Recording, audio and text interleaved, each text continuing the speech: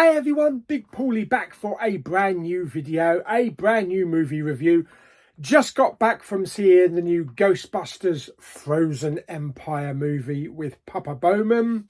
This was my most anticipated film of the year. But did it live up to expectations? Well, I do want to share some thoughts, and there is a little bit of disappointment in there. So let's get to it.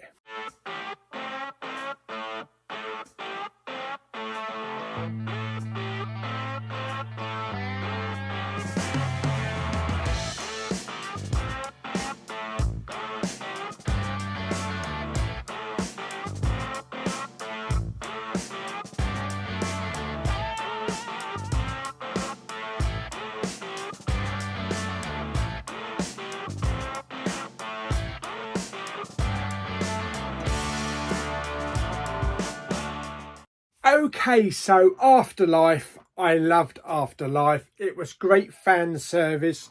We had that fantastic ending. We had the legacy characters. We do have the legacy characters back for this one. Without going into any spoiler territory, I'm just going to say that an ancient artifact resurrects some long-lost demon and causes havoc in New York City. And as you see in the trailers, we get a bit of ice in there as well. This film is an hour and 55 minutes. The only problem is the first hour is very slow. There was a lot of pacing problems with it. Yeah, they needed to fill some of these gaps because it was just left with a few gaps here and there, and it just dragged it out for the first hour. One of my biggest peeves on this film was actually the big bad. There was a lot of build up in the film, and I was expecting a bigger epic conclusion. I was expecting a bigger payoff at the end. It didn't quite do that. It kind of like, it kept building and building, and then it kind of fizzled out. So unfortunately, yeah, that was a little bit of a downer there. Now let's talk about the cast. Okay, so we have the legacy characters back. So we've got Bill Murray, we've got Ernie Hudson, Dan Aykroyd, Annie Potts. We have, is it William Atherton, who plays Walter Peck?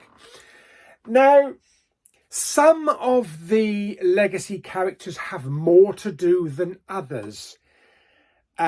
Which is kind of a bit distracting because the legacy characters you were expecting to have more screen time really hardly had anything. There was one that I must have had about 15 minutes screen time in the entire movie, and I was a little bit disappointed with that because it is a major player. As for the new characters, you know, the Afterlife characters, we have McKenna Grace, who was really good as Phoebe. We have Paul Rudd, again, was really good. And we have Finn Wolfhard from Stranger Things. This time around, I really don't know why he was in the film. He didn't add anything. Very underused, and you could have blinked and not even noticed he was there. So that was a bit unfortunate. They could have given him more. Could have given him a beefier role in the film. Other than the first hour, after the first hour, the second hour picked up. There was some good stuff in there. Some good, you know, ghosts. There was a nice little storyline with Phoebe and a ghost. Rather than having all just ghosts attacking and comic relief and all that kind of stuff, this little story had a bit of an emotional touch to it, and I liked where it was going. Talking of comedy, we have Kumail Nanjiani. He's 50-50 in things, I think. I loved him in Eternals. He was brilliant in Eternals, really fit well. Here, I think it was too much comedy.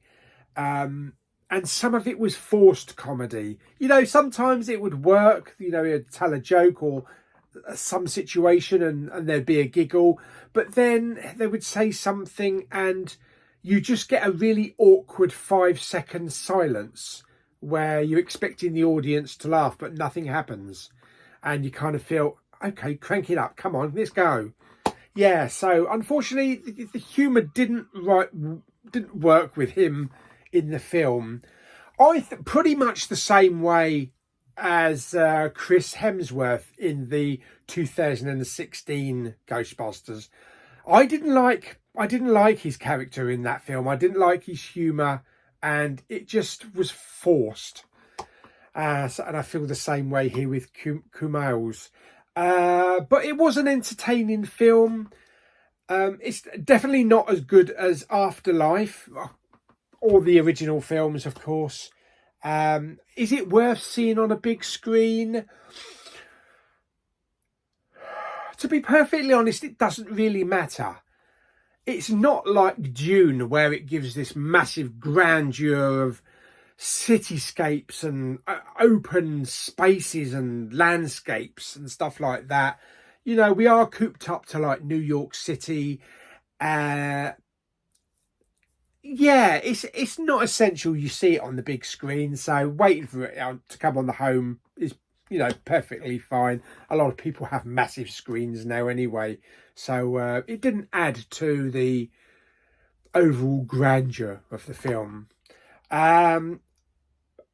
Other than that, fan service, there was a lot of fan service in there, especially for the first two films. You know, there was reminiscing about the first two films, and they were showing things from the first two films as well.